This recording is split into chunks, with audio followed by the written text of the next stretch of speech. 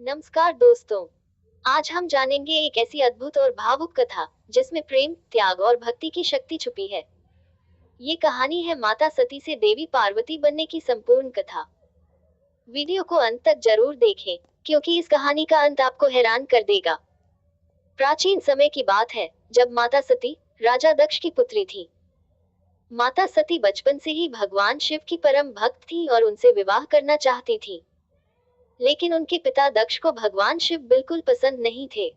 फिर भी माता सती की कठोर भक्ति और तपस्या के कारण उनका विवाह भगवान शिव से हो गया। विवाह के बाद माता सती कैलाश पर्वत पर भगवान शिव के साथ रहने लगी। सब कुछ अच्छा चल रहा था, लेकिन राजा दक्ष के मन में अब भी शिव जी के प्रति द्वेष था। एक दिन राजा दक्ष ने एक बहुत बड़ा यज्ञ आयोजित किया। उन्होंने सभी देवी देवताओं को आमंत्रित किया, लेकिन जानबूझकर भगवान शिव और माता सती को निमंत्रण नहीं भेजा।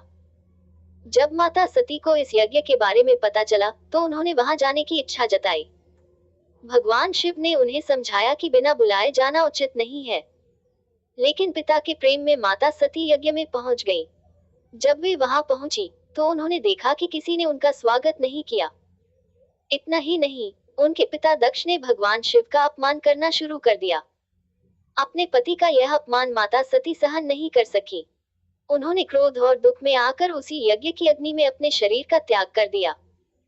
जब ये समाचार भगवान शिव को मिला, तो वे अत्यंत क्रोधित हो गए। उन्होंने अपने जटाओं से वीरभद्र को उत्पन्न किया, जिसने जाकर उस यज्ञ को नष्ट कर दिया और राजा दक्ष को दंड दिया। माता सती के वियोग में भगवान शिव गहरे शोक में डूब गए। वे सती के शरीर को लेकर पूरे ब्रह्मांड में घूमने लगे। तब सृष्टि को संतुलित करने के लिए भगवान विष्णु ने अपने सुदर्शन चक्र से सती के शरीर को खंड खंड कर दिया, जो पृथ्वी पर अलग अलग स्थानों पर गिरे और वे स्थान शक्तिपीठ कहलाए। समय बीता और फिर माता सती ने पुनर्जन्म लिया। इस बार वे हिमालय के घर जन्मी और उनका नाम रखा गया देवी पार्वती। बचपन से ही देवी पार्वती को भगवान शिव के प्रति गहरा प्रेम और भक्ति थी। उन्होंने निश्चय किया कि वे फिर से भगवान शिव को ही अपने पति के रूप में प्राप्त करेगी। इसके लिए देवी पार्वती ने बहुत कठोर तपस्या की।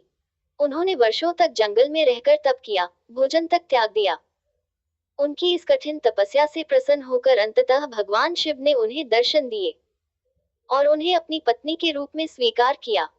इस तरह माता सती ही आगे चलकर देवी पार्वती बनी और उनका प्रेम एक बार फिर भगवान शिव से मिल गया।